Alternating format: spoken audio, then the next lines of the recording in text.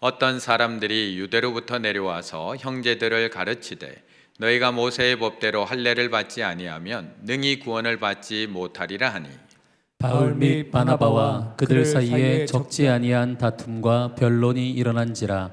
형제들이 이 문제에 대하여 바울과 바나바와 및 그 중에 몇 사람을 예루살렘에 있는 사도와 장로들에게 보내기로 작정하니라.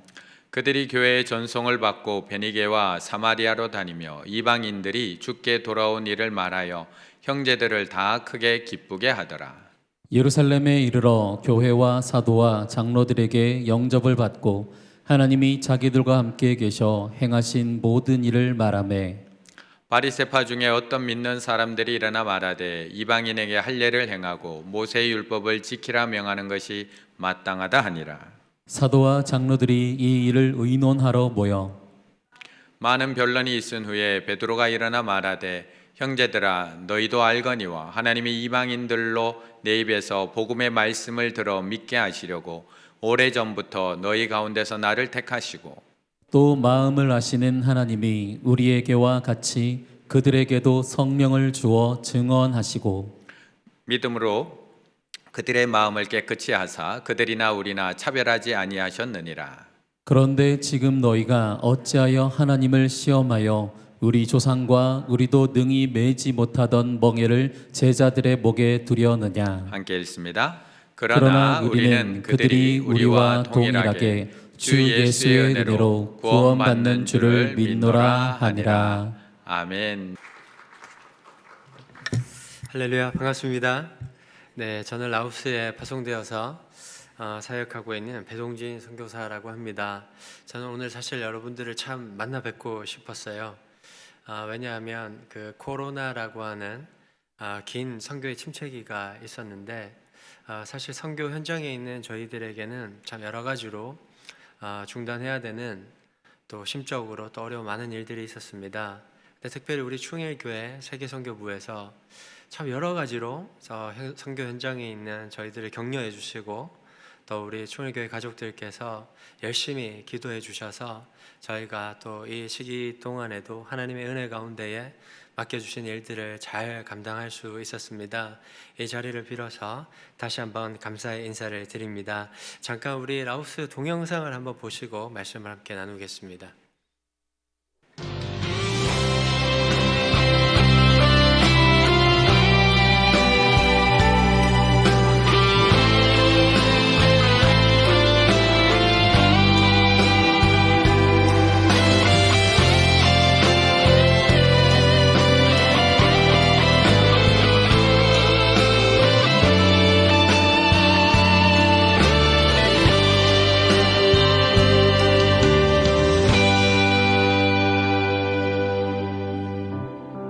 주님 나를 부르시니 두려움 없이 배서 나아가리라. 주님 나를 부르시니 주님 내게 오라시니 주님 보고 계시기에 의심치 않고 바다를 걸어가리라. 주님 보고 계시기에 주님 여기 계시기에 주님 여기 계시기에 이 깊은 바다가 반석이 되고 주님 여기 계시기에 반석 위를 내가 걸어가리라.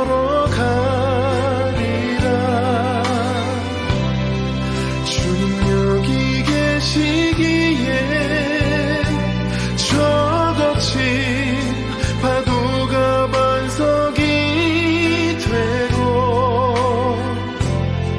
주님 여기 계시기에 반석 위를 내가 걷습니다.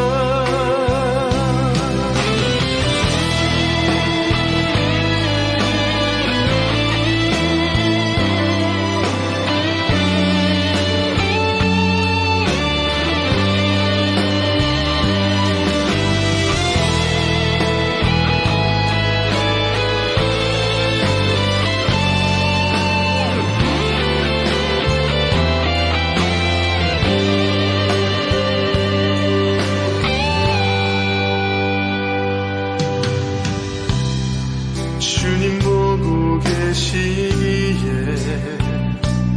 의심치 않고 바다를 걸어가리라.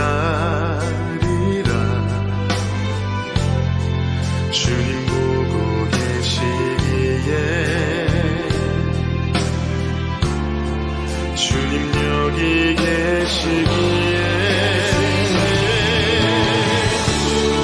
주님 여기 계시기에 이 깊은 바다가 반석이 되고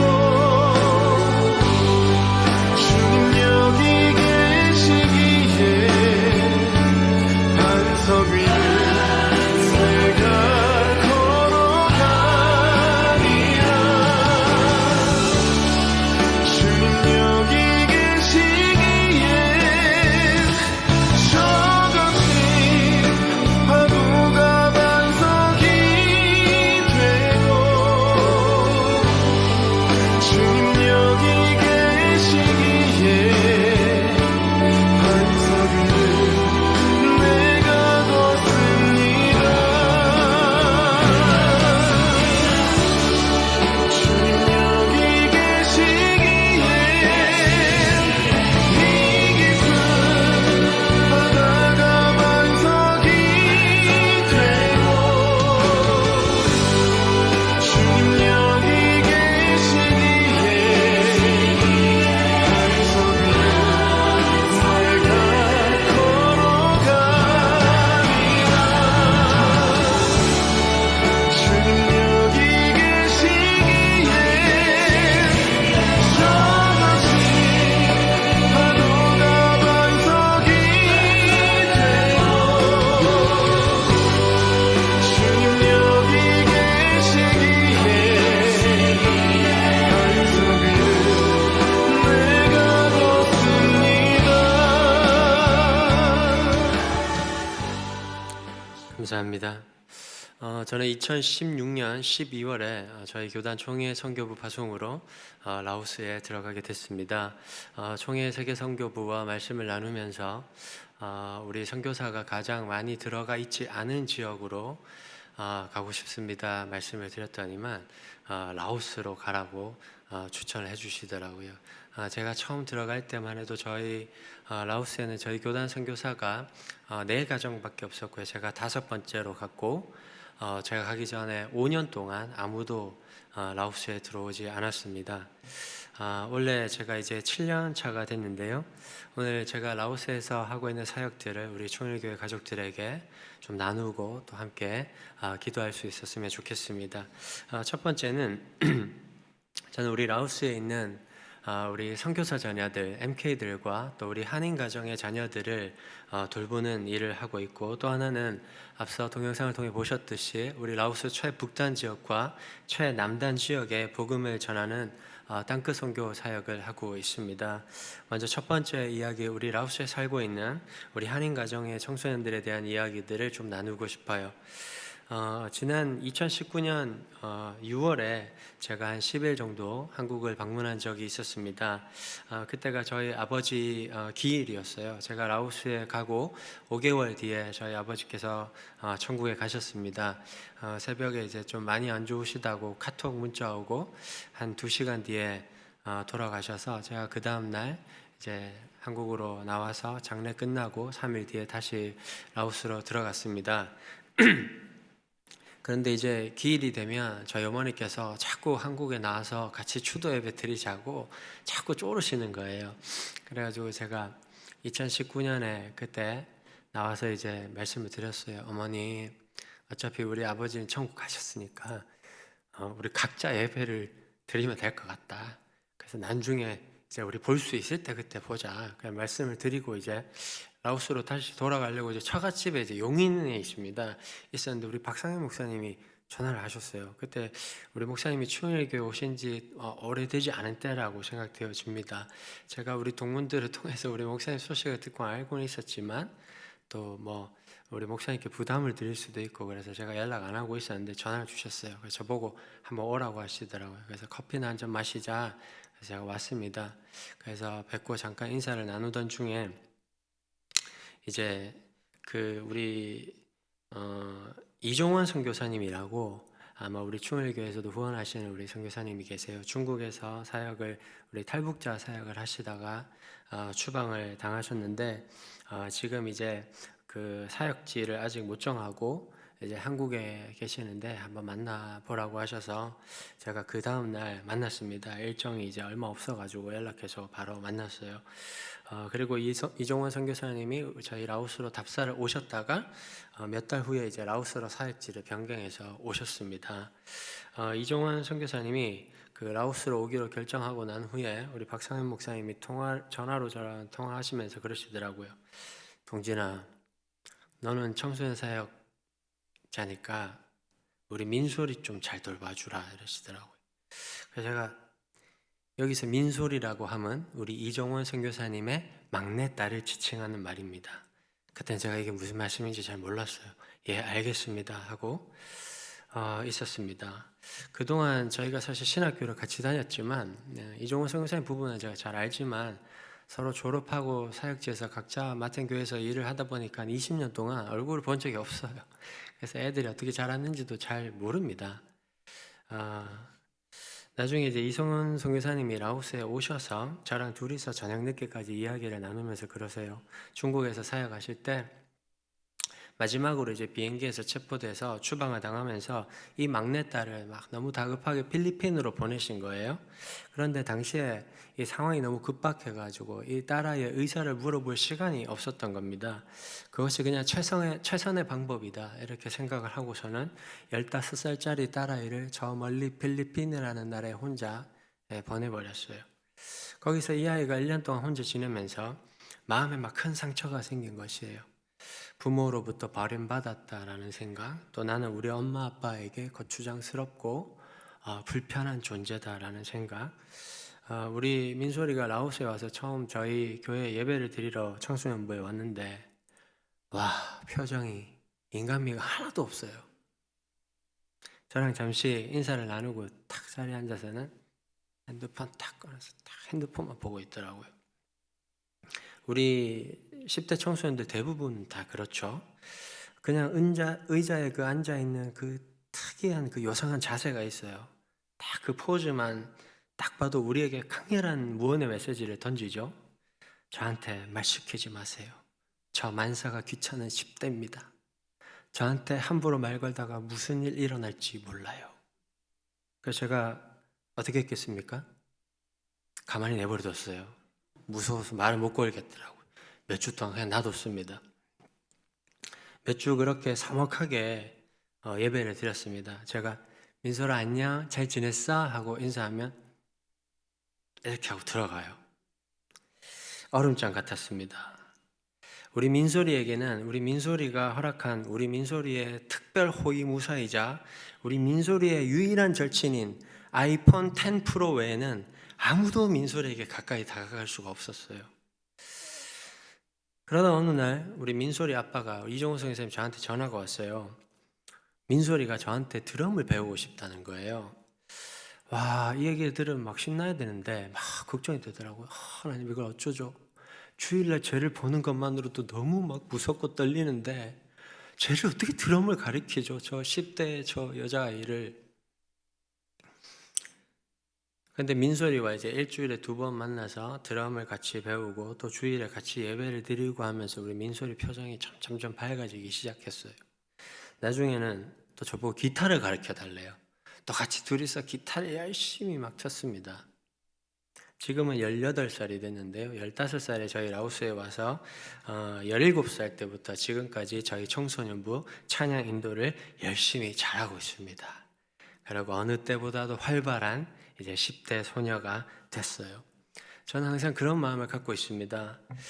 제가 또 우리 목회자들이 우리 10대들을 바꿀 수는 없어요. 저뿐만 아니라 모두 다 마찬가지입니다.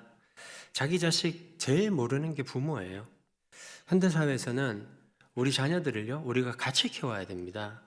특히 이 교회 공동체는 우리 자녀들 교육에 있어서 정말 중요한 역할을 감당하고 있어요. 그렇기 때문에 우리 부모님들은 무엇보다도 우리 교회 학교에 관심을 많이 갖고 우리 교회 학교 사역을 위해서 기도를 많이 해주셔야 돼요. 우리 선생님들과 또 교육자들에게 잘해 주셔야 됩니다. 우리 자녀들의 인생이 여기서 결정되어지게 되어 있어요. 그런데 요즘 우리 교회 학교 선생님들 어떻습니까? 너무 힘들죠. 예전에 저희가 교회 학교 다닐 때하고는 다릅니다. 너무 힘들어요. 얼마 전에 제가 이번에 한국에 와서 지난주에 제가 사역하던 교회 우리 청년을 만났습니다. 지금 대치동에 있는 초등학교 선생님이에요. 근데 그 친구가 저보고 그러더라고요. 목사님, 요즘 학교가 그래요. 얼마 전에 저희 6학년 남자친구 한 명이 칼을 들고 학교에 와가지고 선생님한테 나한테 잔소리하지 말라고, 이제 좀 잔소리 좀 그만하라고 그랬대요. 그래가지고 선생님들이 어떻게 했어? 그러니까 아무 말도 못하고 전부 다 그 친구가 빨리 졸업하기를 간절히 바라고 있대요. 이게 우리 오늘날 우리 한국 교육의 현실입니다. 특히 우리 선교사 자녀들 좀 어렵습니다. 아빠 엄마가 선교사로 자원을 했지 사실 이 친구들은 선교사로 자원한 적이 없어요. 뭐 청소년기에 왔거나 어릴 때 왔거나 다 마찬가지입니다. 우리 선교사님들 그런 생각을 많이 하세요. 내가 하나님께 헌신했기 때문에 내 자녀들도 난 하나님께 맡겼다. 근데 제가 옆에서 가만히 지켜보면 이 맡겼다라는 의미에 대해서 이분들이 그렇게 생각하시는 것 같아요. 방치했다, 내버려뒀다. 여러분, 맡겼다라는 말의 성경적인 의미는 그런 뜻이 아닙니다. 세상의 방식대로 하지 않고 성경의 말씀대로 하나님의 뜻대로 하기로 결정했다라는 것이 하나님께 맡겼다라는 뜻입니다. 저희 교단 선교사 자녀 수련회에서 우리 선교사 자녀 중에 한 명이 자기 정체성에 대한 그림을 하나 그렸는데 뭘 그렸는지 아세요? 신발을 그렸어요. 이게 무슨 뜻인가 하면 갈 때는 필요해서 신고 가지만 도착하고 나면 아무 쓸데없어서 버려두는 존재, 그게 자기 자신이다, 이렇게 생각하는 것이에요. 제가 총회 훈련을 강화에서 받던 도중에 이 강의 듣고 제가 그날 밤에 잠을 못 잤어요. 그래서 내려가서 예배실에서 혼자 기도하다가 많이 울었어요. 첫 번째는 우리 집 두 아이가 그럴까 봐 나중에 막 너무 걱정되더라고요.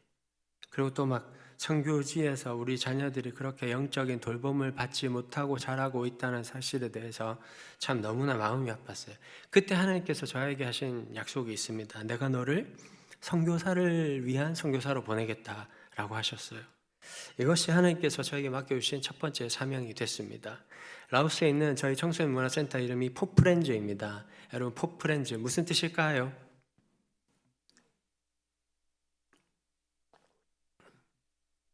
제가 이걸 두 가지로 설명을 합니다. 우리 라오스 선교 현장에서 그 라오스 공산당 간부들이나 이런 사람들이 물으면 포프렌즈라고 하는 것은 한국, 라오스, 베트남, 태국 이렇게 이제 우리 같이 서로 친하게 잘 지내자 이런 뜻이 하면 와 좋다고 막 그래요. 사실은 그런 뜻이 아니고 포프렌즈라고 하는 것은 다니엘과 새 친구들이라는 뜻입니다.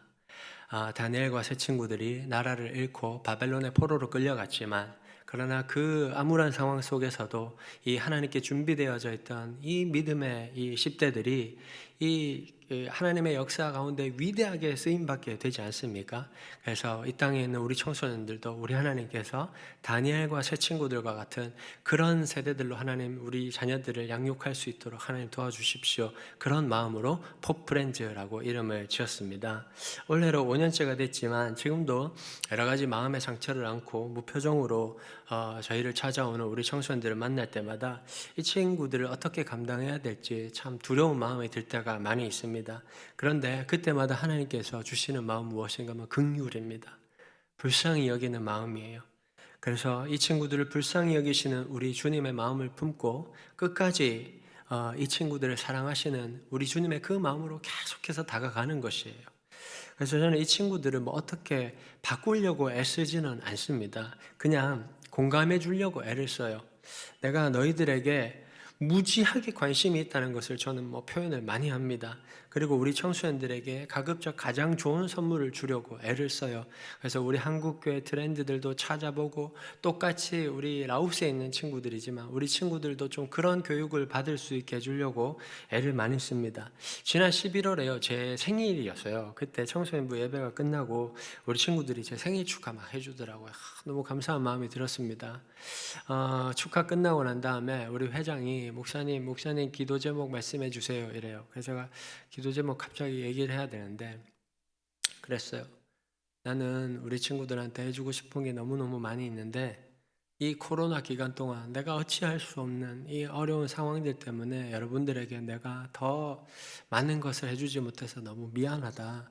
여러분들하고 같이 한국에 겨울에 수련회 가서 같이 눈썰매도 타고, 또 한국에 가서 여러분 서울 투어도 좀 해주고 싶고, 여러분들을 위해서 내가 생각하고 기도했던 것들이 많이 있었는데 코로나 때문에 여러분들을 위해서 아무것도 못 해줘서 내가 너무 미안하다고 했어요. 그 얘기하다가 제가 막 울컥했어요. 제가 원래 선교지에 가기 전에는 좀 눈물이 없는 사람이었는데 이상하게 좀 그렇게 됐습니다. 그런데 그때 우리 고등부 여자친구들 몇 명이 막 울더라고요. 근데 우리 친구들이 저를 이렇게 쳐다보는데 딱 그 눈빛 속에 저한테 뭐라고 말하고 있냐면, 목사님 우리도 잘 알아요. 목사님 우리는 괜찮아요. 그래서 저는 참 이 감사한 마음이 있어요. 저의 선교 대상인 우리 청소년들과 늘 공감하고 있다는 사실에 하나님 앞에 제일 감사한 마음이 있습니다.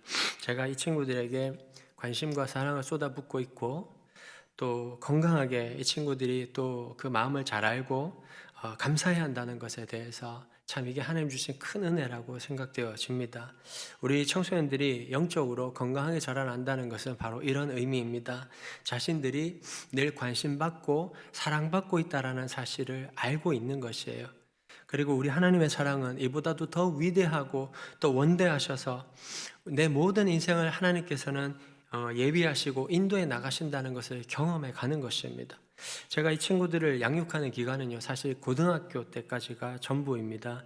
예전에 한국교회에서 목회할 때는 제가 늘 떠나는 사람이었는데 라오스에 가서 있다 보니까 이제 떠나 보내는 사람이 됐어요. 해마다 이제 졸업생들이 대부분 한국으로 대학을 가기 때문에 이제 한국으로 나갑니다. 처음에 올 때는 막 라오스에 와서 여러 가지 상처투성이로 와서 같이 예배드리고 했었는데, 이제 많이 회복되고 또 하나님께서 주시는 또 하나님의 또 마음들을 품고 다시 이제 한국으로 나가는 친구들을 보면 참 하나님의 은혜가 놀랍다 이런 생각이 들어요.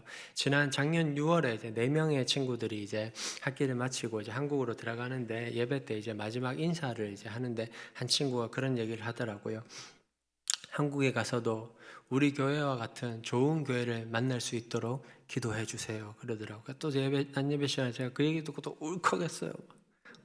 너무 막 감격적이더라고요. 그래서 제가 우리 친구들이 이제 한국의 대학 어디로 가면 제가 최대한 그쪽에 건강한 교회들을 열심히 찾아가지고 제가 대부분은 전화를 합니다. 저희 라오스에 있던 친구 누구인데요. 목사님 잘 부탁드리겠습니다. 그러면 대부분들 참 너무 이렇게 귀하게 받아주세요. 라오스에 있는 우리 청소년들이 건강하게 영적으로 잘 자라나서 다시 한국교회 일원으로 또 복귀하고 또 귀하게 또 쓰임받고 있다라는 사실에 대해서 날마다 하나님 앞에 감사하는 마음으로 이 사역들을 감당하고 있습니다. 두 번째로 이제 땅끝 선교에 대한 말씀을 드리고 싶어요. 작년에 저희 교회에서 이제 바자회를 한 적이 있습니다. 목적이 무엇인가 하면 저희 라오스에서 사역하시던 우리 감리교 선교사님 사모님이 암 말기 진단을 받으셨어요. 그 한국에서 치료하시는 중에도 여러분 보셨을 수도 있겠습니다. 새롭게 하소서 그 TV에도 나오시고 그랬었어요. 여러분들 잘 알다시피 이게 암 치료하는데 치료비가 너무 많이 들지 않습니까? 근데 사실 저희 한인교회는 그렇습니다. 나라마다 이제 한인교회 상황이 다 다르지만 저희 라오스 한인교회는 개인 사업체들이 없어요. 사업을 할 만한 그런 이제 경제적인 상황이 못 됩니다. 대부분 다 주재원들이시다 보니까 2년 있다가 한국으로 복귀를 하시기 때문에 이제 대부분의 헌금 생활이나 대부분의 모든 거를 본교회로 하십니다. 그래서 이제 한인교회 주일 예배 때 이제 애들 때문에 오셔도 가급적 저하고 이렇게 밀접하게 관계를 안 가지려고 무지하게 애를 쓰세요. 참. 그래서 제가 한번 되게 속상한 일이, 그래도 제가 열심히 좀 목회를 했다 생각하고 대신방 광고를 2달 동안 했어요. 대신방 하겠습니다. 신청하세요. 아무도 신청 안 하시더라고요. 그래서 제가 너무 막 속상하고 이랬었는데 나중에 한 가정이 신청했어요. 그래서 그 한 가정에서 예배를 드리면서도 참 감사한 마음이 있었습니다. 근데 저희가 뭐 그럴 상황이다 보니까 막 저희가 막 치료비를 도와드릴 수 있는 형편은 안 되고, 그래서 바자회를 했어요. 바자회를 하는데 이제 지금 저희 교회는 평신도 4가정이 출석을 합니다. 4가정이 있고 이제 선교사 몇 가정이 출석을 하시고, 그래서 작년부는 출석이 30명이 안 돼요. 근데 저희는 청소년부가 30명 출석을 하고 어린이부가 20명이 출석을 합니다. 그러다 보니까 이제 바자회 때 저희는 일하는 친구들이 다 청소년들이에요. 우리 청소년부가 와서 여러 가지를 막 준비하고 열심히 일을 했어요. 그때 이 바자회에 라오스 선교사 협의회에서 저랑 같이 화요 모임 기도회 인도를 하시던 우리 감리교 선교사님이 있어요. 그분이 오셨었어요. 그리고 저랑 인사 나누시고 막 하고 가셨어요. 그리고 며칠 뒤에 저한테 전화를 주셨어요. 목사님, 저희 집에 사모님이랑 같이 식사하러 좀 한번 오세요, 이러시더라고요. 예, 알겠습니다. 네, 이분이 그 NGO 사역을 통해서 이제 현지 마을 개선 사업을 하시는 분이거든요. 그러면서 또 이 선교사님은 우리 라오스 현지 청년들 한 20명하고 같이 사세요. 매일 이 친구들하고 새벽 기도하고 이 친구들에게 성경 공부를 하면서 제자 양육을 해나가는 분입니다. 그래서 이 집에 가려면 뭘 조금 사가지고는 누구 코에 붙일 게 없어요. 그래가지고 빨래 세제도 큰 마트에 가가지고 엄청 큰 빨래 세제 하나랑 뭐 빵이랑 먹을 거를 이제 한 차 싣고 이제 갔습니다. 그리고 이제 식사 다 마치고 말씀을 나누는데 저보고 그러시더라고요. 목사님, 사실 제가요 요즘에 땅끝 마을을 다니고 있습니다. 이 선교사님이요 라오스에서, 그러니까 우리나라로 따지면 서울대학교예요. 라오스의 국립대학교에서 교육학을 공부를 했어요. 거기서 이제 교육학 공부를 하면서 우리 라오스 현지 친구들과 교제를 많이 하신 거예요. 그 중에 라오스 최북단 퐁살리 지역에 사는 친구 한 명이 졸업을 하고 6년 뒤에 연락을 한 겁니다. 그래서 자기가 다음 주에 수도에 갈 예정인데 한번 자기를 좀 만나달라고 그렇게 부탁을 하더래요. 그래서 이 선교사님이 만났습니다. 웬일인가 해서 만났는데, 그런데 이 친구가 퐁살리 시정부의 교육부 이제 차장이 된 거예요. 그런데 이 퐁살리가 너무 가난하고 또 수도에서 너무 멀리 떨어져 있다 보니까 아무도 도와주는 어떤 기관이나 단체가 없습니다. 그래서 이제 유일하게 이 친구가 아는 외국인이 우리 그 감리교 선교사님이었어요. 그래서 이분을 만나서 자기들 좀 도와달라고 부탁을 한 거예요. 그래서 이 선교사님이 처음에 혼자서 퐁살리를 갔어요. 그때는 고속도로가 개통되기 전이어가지고 차로 15시간 운전해서 갔습니다. 그런데 이분은 거의 레이서예요. 레이서. 예, 이분이 운전하면 15시간, 저 같은 모범 운전이 운전하면 20시간 걸립니다. 이분 차 너무 쉽게 탔다가 기도가 막 방언이 터질 수도 있어요. 예. 근데 이제 라오스 최북단인 퐁살리 지역은요, 여러분 그렇습니다. 여러분 한번 들어보셨듯이 저희 라오스는요 공산국가입니다. 베트남과 함께 1975년 12월 2일에 공산혁명 정부를 수립을 했어요. 여러분 공산주의라는 것이 그렇습니다. 인민의 평등을 주장하지만요 사실은 그렇지 않습니다. 소수의 공산당 지도자들이 국가의 모든 재원들을 독점하고서는 절대 다수의 인민들을 가난하게 만들고 이들의 통제에서 이제 정치를 해나가고 있어요. 특히 영적으로 바라보자면요, 대부분의 공산국가들이 그러하듯이 저희 라오스도 불교를 인정하고 불교와 공생을 이루고 있습니다. 여러분, 우리가 이 부분에 대해서 굉장히 좀 깊이 있게 좀 바라볼 필요가 있습니다. 왜 공산주의가 우리 기독교에 대해서는 배타적이고 적대적이지만 불교하고는 그렇게 밀접하고 특별한 관계에 있는 것일까? 여러분, 불교의 윤회 사상으로요, 자신들의 기득권을 보장을 받는 것이에요. 지금 이 공산당 지도자들은 전생애에 엄청난 업보를 쌓았기 때문에 지금 이렇게 복을 받게 된 것이다 라고 종교를 통해서 국민들을 막 세뇌해 나가는 것입니다.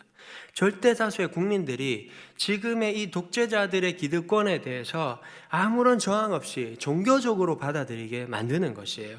이렇게 여러분, 공산주의와 불교라고 하는 것은요, 영적으로 악의 대연합을 이루고 있습니다. 그래서 공산주의자들은요, 교육을 제일 싫어해요. 이 무지한 인민들이 아무런 생각 없이 모든 상황들을 받아들이면서 그냥 살아가도록 해야 되는데, 우리 기독교는요, 성경적 가치관을 자꾸만 심습니다. 우리 기독교 가치관의 가장 중요한 핵심은요, 모든 인간은 다 죄인이라는 것이거든요. 오직 예수 그리스도의 십자가 보혈만이 우리의 죄를 사는 유일한 길이다라는 것을 우리는 가르칩니다. 그리고 죄 사함을 받은 모든 하나님의 자녀들은 동일하게 우리 하나님의 나라와 뜻을 이 땅 가운데 이루기 위해서 인간의 존엄함을 보장받아야 한다는 것을 우리는 깨닫게 해요. 이 인간의 존엄함이라고 하는 것은 모든 사람에게 부여하신 우리 하나님의 고유한 은사를 뜻하는 것입니다. 그래서 우리 기독교가 가는 곳에는요, 사람이 사람답게 살기 위해서 우리 하나님이 허락하고 부여해 주신 이 고유한 은사를 개발하고 사용할 수 있도록 모든 사람들에게 동일한 교육의 기회를 제공을 합니다. 그런데 공산주의는 그렇지 않아요. 지금의 이 기득권을 계속 유지하기 위해서 기독교 가치관을 부정하고 탄압하고 억압합니다. 우리 기독교가 성경적 가치관으로 백성들의 의식과 또 사상을 깨우는 일을 하는 것에 대해서 굉장히 예민하게 반응을 해요. 특히 예전에 이 공산혁명 전쟁을 할 때 라오스에서 유일하게 기독교 신자였던 몽족들이 있습니다. 이 몽족들이 미국과 합세를 해서 라오스 공산혁명 정부와 전쟁을 했었거든요. 공산혁명 정부가 수립되고 나서 이 몽족들은 전부 다 보트피플이 되거나 저 북방의 산지 고지대로 추방이 됐습니다. 그러다 보니까 우리 라오스에서는 특별히 60대 이상의 어른들은요, 기독교에 대해서 어떤 생각을 갖고 있냐면 매국노들의 종교다라고 생각을 하세요. 그래서 아무리 우리가 좋은 일을 하다가도 저 친구들 기독교인들이야 라는 얘기를 들으면 어쩐지 너희가 우리한테 이렇게 다가오나 했다. 쟤네들은 항상 무슨 목적이 있어. 이렇게 하고 돌아섭니다. 그런 이유로 인해서 라오스 최북단의 퐁살리는 지금까지 외국인이 한 번도 들어가 보지 못한 곳이에요. 철저하게 외부인에 대해서 봉쇄되어 있던 곳입니다. 이곳에는 27,000명의 주민들이 살고 있고요. 그리고 15개의 부족과 64개의 부락이 있습니다. 이 중에 그 어떤 부락에도 복음이 전해지지를 못했어요. 저희 라오스에 약 8만 개의 부락이 8,000개의 부락이 있는데요. 그 중에 2,000개의 부락에 우리 선교사님들이 들어갔고 아직까지 6,000개의 부락에 복음이 전해지지 못하고 있어요. 앞서 말씀드린 이 선교사님이 NGO에 속해 있다 보니까 처음에는 NGO 소속으로 혼자서 이곳에 들어가서 퐁살리 시정부 사람들을 만나고 마을을 돌아보면서 조용히 마을 환경 개선 사업을 진행을 해 나갔어요. 이 땅끝 사역이라고 하는 것이 여러분 그렇습니다. 여기저기에 막 저희 라오스에서 다른 선교사님들한테 나 이거 하니까 같이 하자 도와달라 뭐 이렇게 막 이야기를 할 수가 없어요. 왜냐하면 그러다가 보면 결국에는 저희 신분이 다 이제 드러나게 되어서 더 이상 사역을 할 수가 없는 상황이 될 수가 있습니다. 저희 라오스는 공산주의 국가이다 보니까 적극적인 이 선교가 불가능한 곳이 많습니다. 특히 수도권에서 벗어나서 오지로 갈수록 더 그래요. 굉장히 전략적으로 접근을 해야 됩니다. 그래서 이 선교사님이 혼자서 이 먼 거리를 왔다 갔다 하면서 사역을 하다가 그날 저희 교회에서 진행하던 바자회 때 우리 교회 청소년들을 보고 깜짝 놀라신 거예요. 그날 하나님께서 이 선교사님에게 그런 마음을 주셨대요. 어른들은 함부로 그 땅에 들어가서 복음을 전하는 일을 할 수가 없지만 그러나 이 청소년들은 들어가서 다음 세대에게 복음을 전할 수가 있다. 청소년들이 문화교류를 통해서 들어가면 여러 가지 사역들을 진행하면서 라오스의 다음 세대들에게 복음을 전할 수 있는 길이 생길 것이다 라는 그런 확신을 주셨다는 것이. 그래서 굉장히 어렵게 저한테 부탁을 하세요. 혹시나 이 일 때문에 본인뿐만 아니라 제가 잘못돼서 저희 한인교회가 문을 닫거나 아니면 우리 둘이 같이 추방을 당할까 봐 걱정을 하면서 말씀하십니다. 저보고 그러세요. 목사님, 혹시라도 이 땅끝 사역에 대해서 한번 기도해 보시고 같이 할 마음을 하나님 주신다면 목사님 같이 이 사역을 좀 했으면 좋겠어요. 제가 그 얘기 듣고 바로 선교사님 우리 같이 합시다 그랬어요.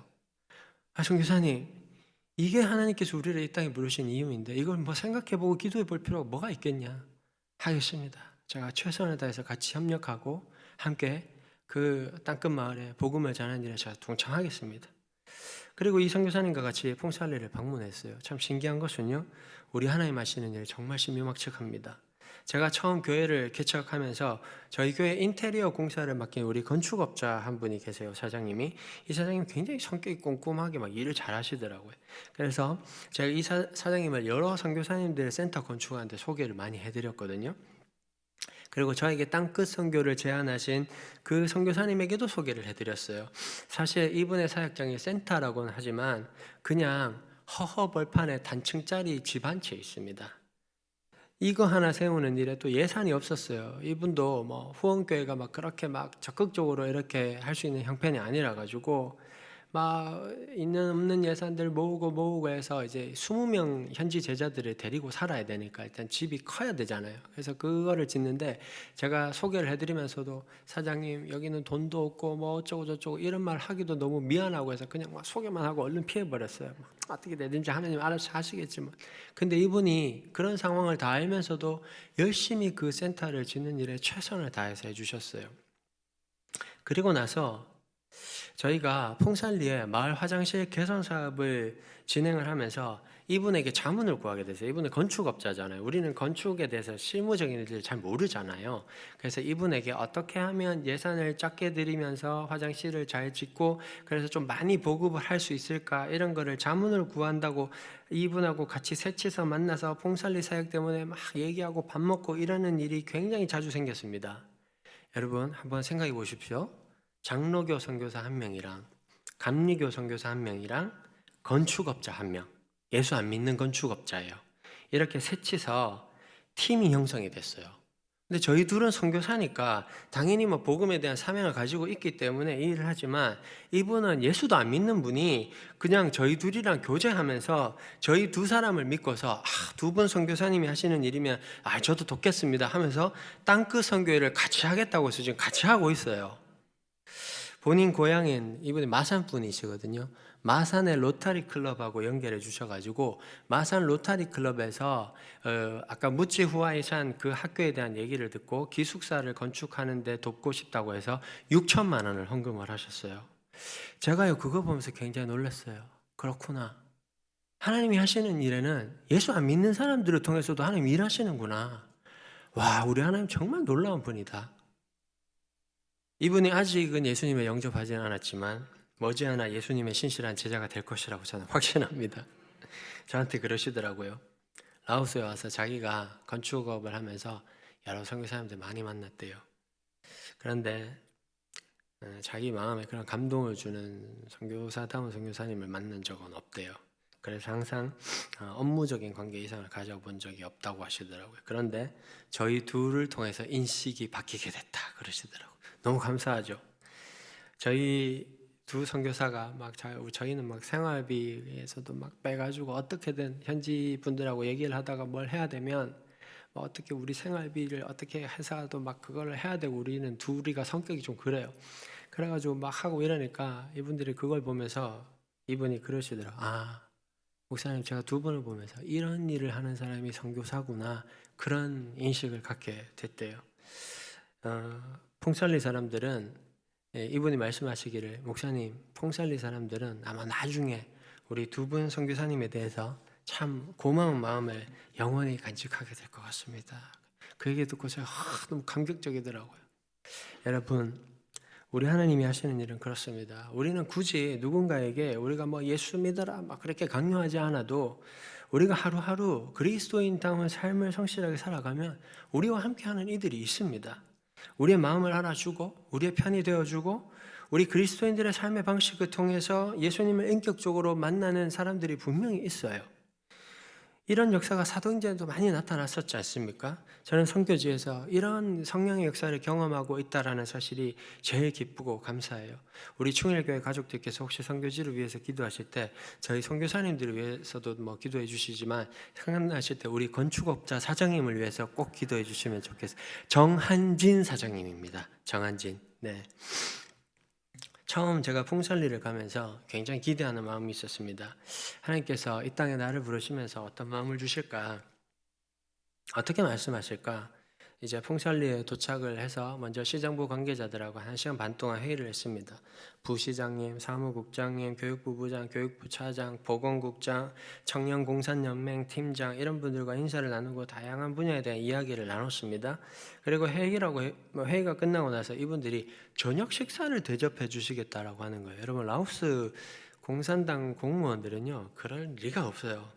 어떻게든 허가권 하나를 붙잡고 외국인들에게 뭐라도 받아내려고 하지 자기들 지갑을 여는 경우가 절대 없어요.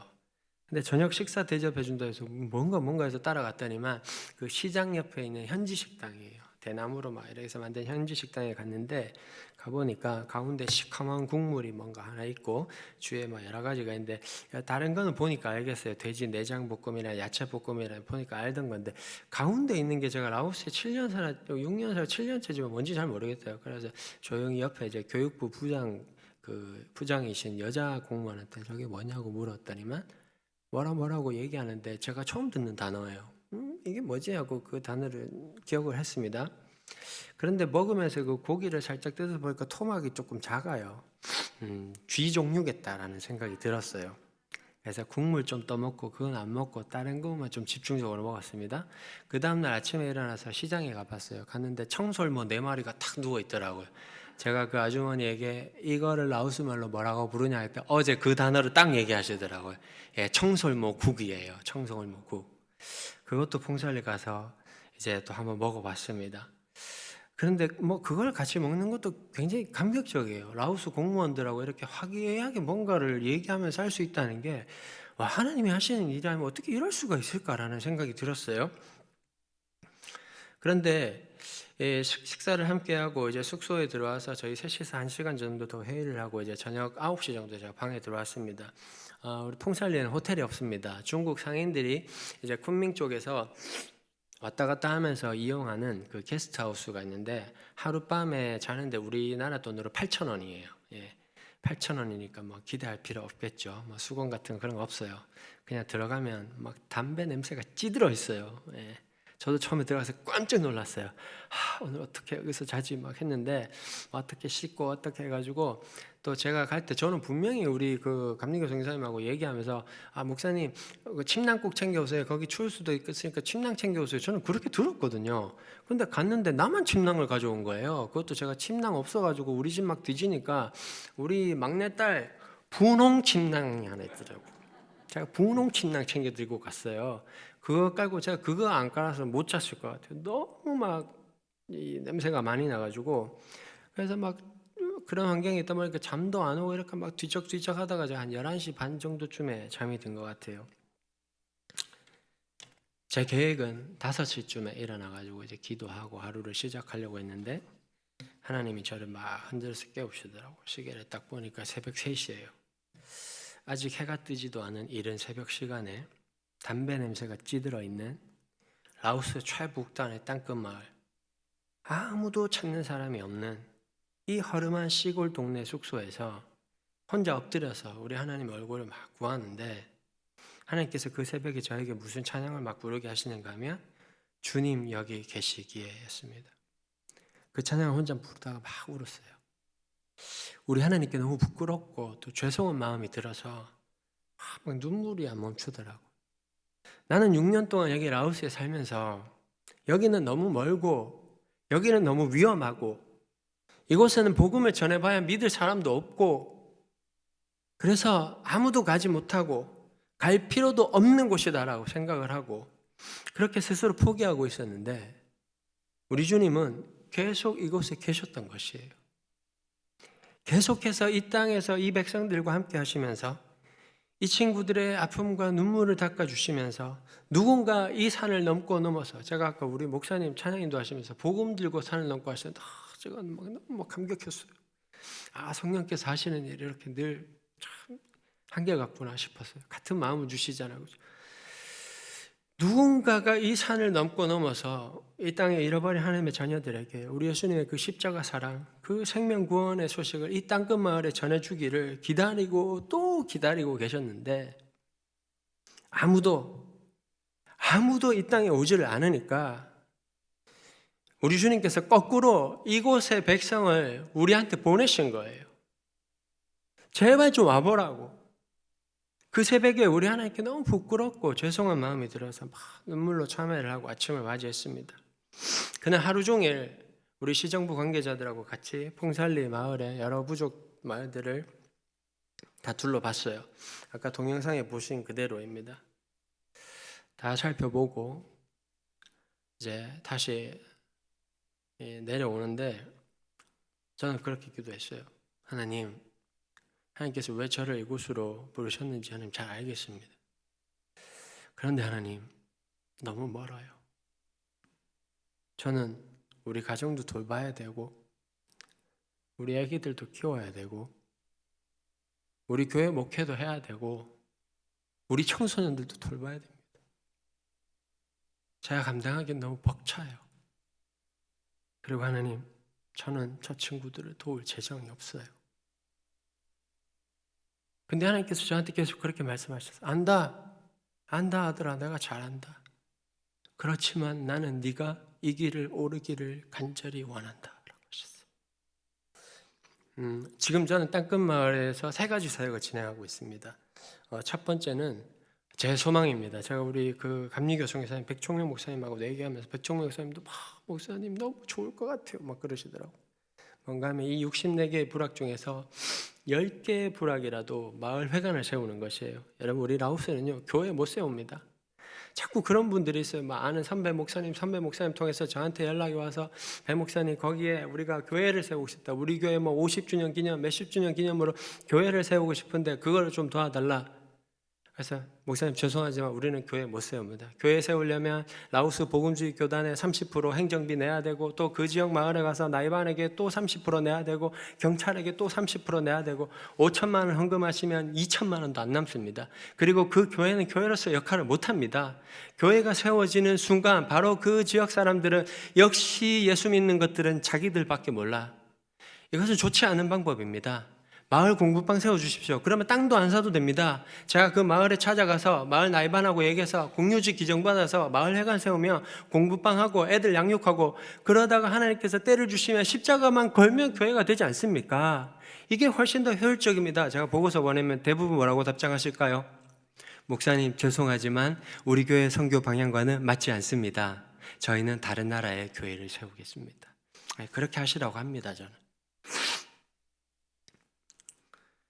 저의 간절한 바람은 우리 풍살리 64개의 부락 중에 10개의 마을에라도 마을 회관을 세우게 되면 우리 단기팀이 오시면요 거기서 잘 수 있어요. 우리 라오스는요 현지 가정에 못 잡니다. 외국인들이 와서 현지 가정 안에 있다가도 10시 이전에 퇴거해서 나가야 됩니다. 안 그러면 라오스 경찰들한테 붙잡혀가요. 저희는 큰일 납니다. 그래서 단기팀이 오면 대부분 호텔에서 머물면서 왔다 갔다 하면서 사역을 하세요. 만약에 학교 같은 데는 이제 그 안에 숙소가 있으면 있을 수는 있지만 그러나 현지인이 그 안에 같이 머물면 안 돼요. 현지인들은 다 외부 자기들 집으로 나가야 됩니다. 그런데 저희가 여기에 마을 회관을 세우게 되면 단기팀들이 와서 사역을 하면서 그 마을을 집중적으로 다음 세대들에게 복음을 전해나갈 수 있는 것이죠. 두 번째는 학교의 교육시설을 개선하는 일입니다. 세 번째는 우리 청소년들과 함께 이 풍살리에 있는 우리 청소년들과 같이 문화교류를 통해서 복음을 전해나가는 일이에요. 저는 오늘 교회 오기 전에 우리 초일교회 우리 부목사님들이 저를 먼저 좀 만나자고 하셔서 무슨 일인가 했어요. 그런데 와서 제가 너무 감격했습니다. 우리 두 분의 부목사님이 우리 청소년들을 데리고 라오스에 와서 단기 선교를 하고 싶다고 하면서 여러 가지 저한테 이렇게 말씀을 해주시는데 막 제 마음에 그런 것 같아서 막 전쟁을 하러 나가야 되는데 군사들이 없어서 저 혼자 막 어떻게 할까 절절매고 있는데 막 하나님께서 막 준비된 군사들을 막 보내주시는 막 그런 기분이 들었어요. 우리 충일교회 청소년들이 같이 와서 우리 봉살리에 있는 우리 청소년들하고 같이 축구도 하고 문화교류를 하면서 이 친구들에게 우리 예수님은 이런 분이다고 우리가 직접은 전할 수는 없지만, 그러나 우리가 그 친구들하고 같이 하면서 그 친구들에게 영적으로 느끼게 해주는 것만으로도 분명히 이 복음의 영향력을 나타낼 수가 있거든요. 하나님께서 앞으로 또 더 하나님의 이 세밀한 계획 가운데 인도해 주실 줄 믿습니다. 그리고 이제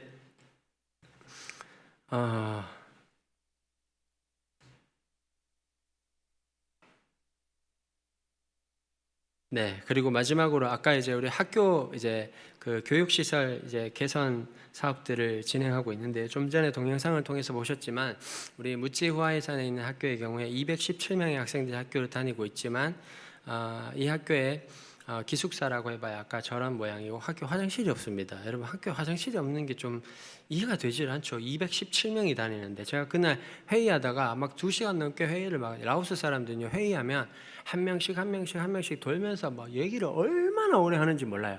그리고 또 얘기 다 끝나면 서기가 항상 있어요. 공산당은 항상 서기가 있어요. 우리 당회처럼 서기 다 잡고 나면 서기가 또 내용을 다 읽어요. 막 그 긴 내용들을. 그래서 제가 너무 화장실 막 참고 하다가 도저히 안 되겠어서 중간에 나왔어요. 바깥에 여선생님도 계세요. 그러다가 선생님 여기 화장실이 어디 있나? 이렇게 막 웃으면서 저기를 가리켜요. 저기를 보니까 숲속이에요. 뭐지? 저 숲속에 화장실이 있나? 가보니까 아무것도 없어요. 그런데 흔적들이 있더라고요. 여러분, 우리 라오스의 학교 환경이라는 것이 이렇습니다. 그래서 지금 이 학교 환경을 개선하는 사업, 아까 말씀드렸지만 이제 그 마산 로타리 클럽에서 지금 이 학교를 처음 시작을 했어요. 이제 기숙사 그 4칸을 이제 짓게 되고요.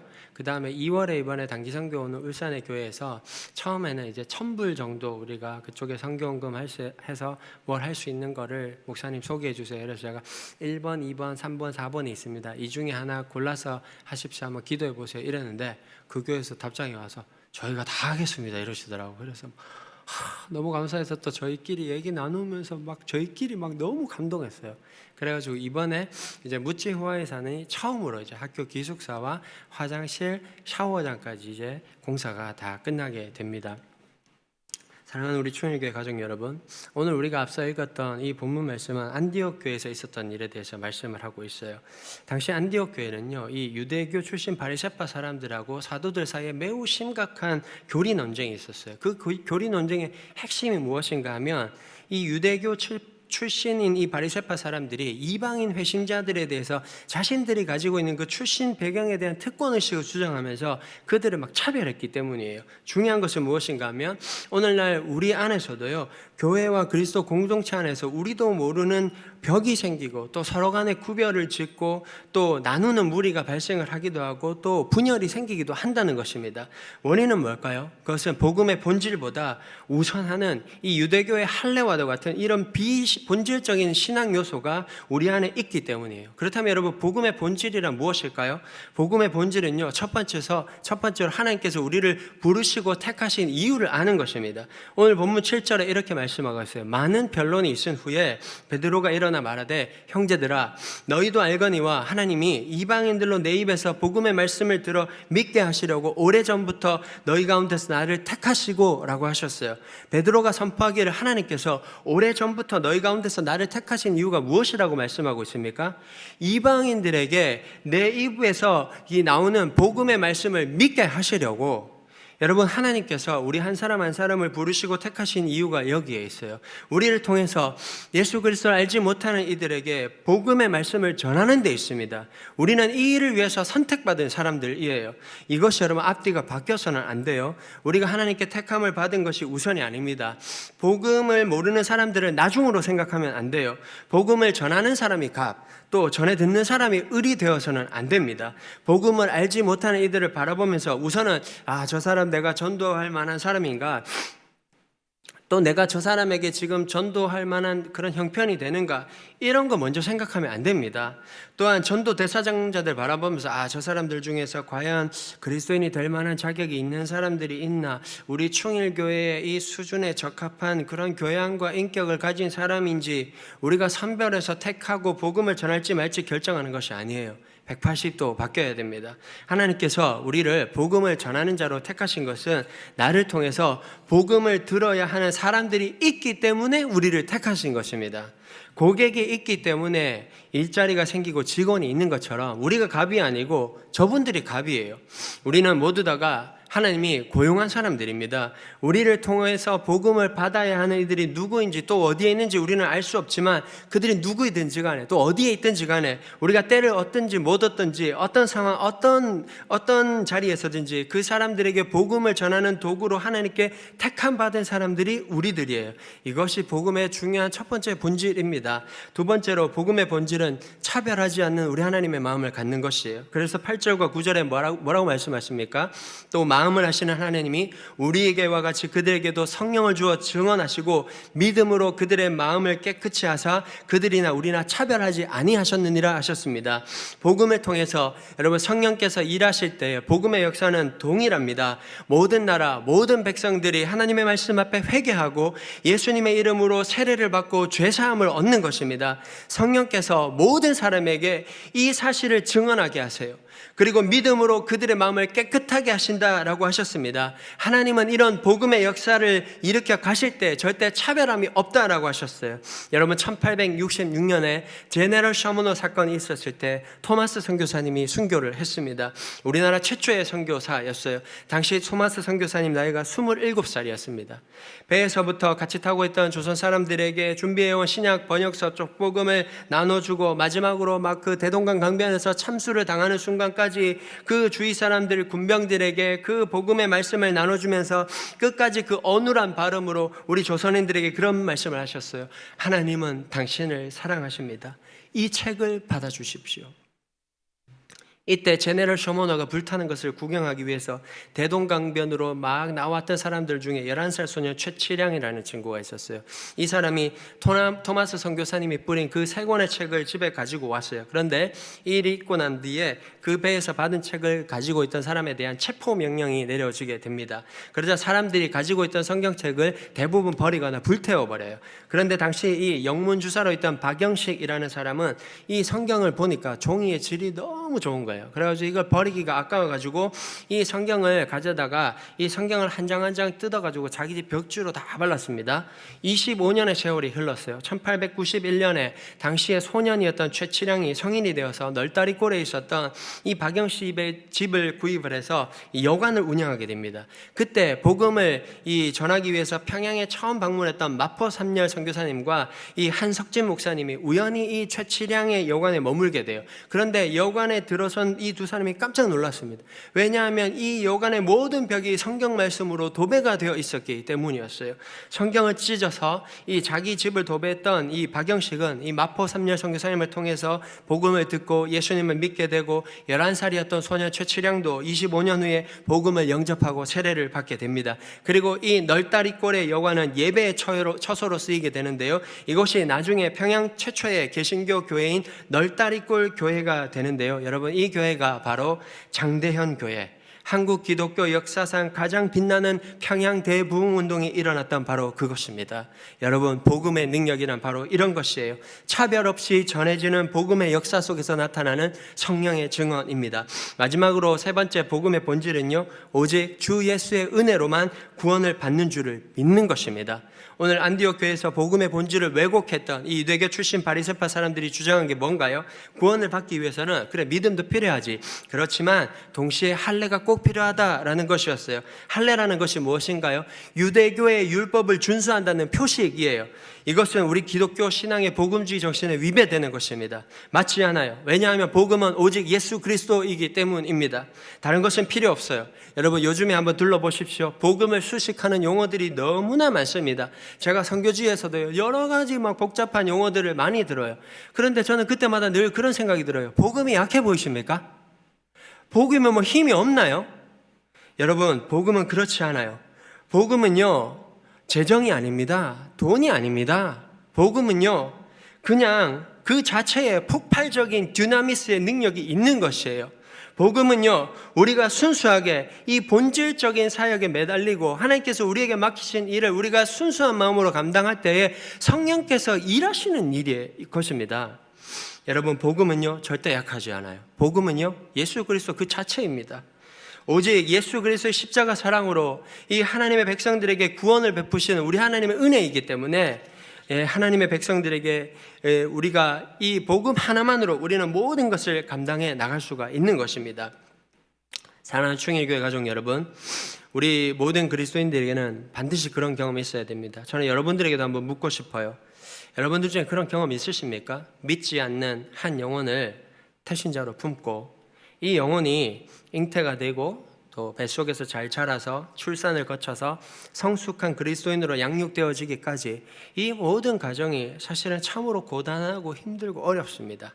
그럼에도 불구하고 예수님께서 나에게 주신 그 십자가 사랑을 기억하면서 나를 희생함으로 이 영혼을 사랑하고 돌보고 그래서 나중에는 그리스도의 장성한 분량에 이르기까지 자라나서 또 다른 생명을 낳고 기르는 성숙한 그리스도인에 이르도록 우리가 그 일들을 눈물과 기도로서 고통 가운데에서 예수님의 그 마음을 품고 우리가 그 일을 감당해 본 경험이 있는가라고 하는 것이에요.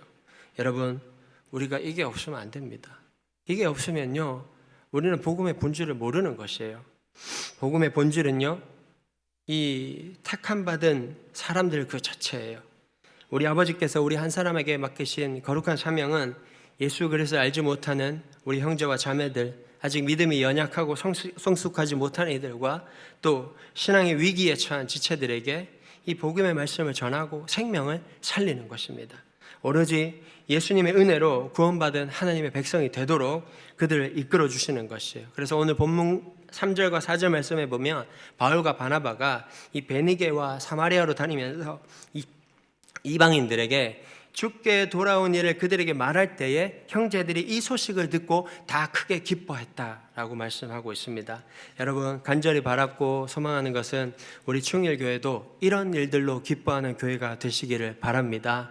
우리 하나님께서 정말로 기뻐하시는 일들은 우리에게 맡겨주신 이 복음의 본질, 이 귀한 사명을 감당하기 위해서 우리가 믿음으로 순종하며 나아갈 때에 성령 하나님께서 일으키시는 이 놀라운 역사들을 서로 나누면서 함께 기뻐하는 것이요. 그때 우리 하나님께서 이 교회를 더 귀하게 사용하실 줄 믿습니다.